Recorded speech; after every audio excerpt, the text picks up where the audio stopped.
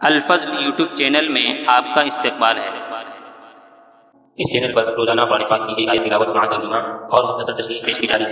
Video upload ہونے پر notification پانے کے لیے اس چینل کو سبسکرائب کریں اور بیل آئیکن ضرور دبائیں۔ السلام علیکم ورحمۃ اللہ وبرکاتہ۔ میرے دینی و ایمانی بھائیوں اور بہنوں، سورہ نساء آیت نمبر 154 پیش خدمت ہے۔ اعوذ باللہ من الشیطان الرجیم۔ ورفعنا فوقهم الطور بميثاقهم وقلنا لهم ادخلوا الباب سجدا وقلنا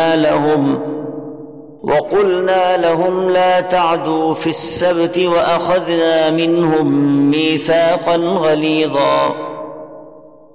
اور ان کا قول لینے کے لیے ہم نے ان کے سروں پر طور پہاڑ لا کھڑا کر دیا اور انہیں حکم دیا کہ سجدہ کرتے ہوئے دروازے میں جاؤ، اور یہ بھی فرمایا کہ ہفتے کے دن میں تجاوز نہ کرنا، اور ہم نے ان سے سخت قول و قرار لیے۔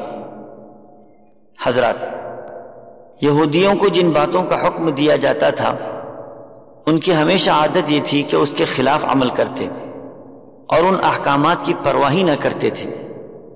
اس آیت میں انہی باتوں کا تذکرہ ہے۔ آیت کا پہلا حصہ وَرَفَعْنَا فَوْقَهُمُ الطُّورَ بِمِيثَاقِهِمْ، یعنی ہم نے ان پر پہاڑ اٹھائے قول و قرار لینے کے لیے۔ جب یہودیوں کو احکامات دیے گئے تو کہا کہ توریت کے حکم سخت ہیں، ہم نہیں مانتے، تو اس وقت کوہ طور کو زمین سے اٹھا کر ان کے سروں پر معلق قائم کر دیا تھا، اور کہا گیا تھا کہ ان کے حکموں کو قبول کرو اور مضبوطی سے پکڑو ورنہ پہاڑ ڈالا جائے گا۔ آیت کا دوسرا حصہ وَقُلْنَا لَهُمُ ادْخُلُوا الْبَابَ سُجَّدًا، یعنی اللہ فرماتے ہیں کہ ہم نے کہا کہ دروازے میں سجدہ کرتے ہوئے داخل ہو جاؤ۔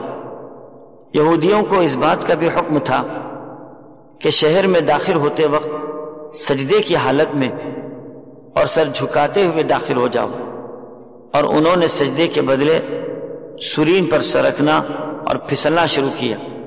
جب شہر میں پہنچے تو ان پر طاعون پڑا اور دوپہر میں قریب 70,000 افراد مر گئے۔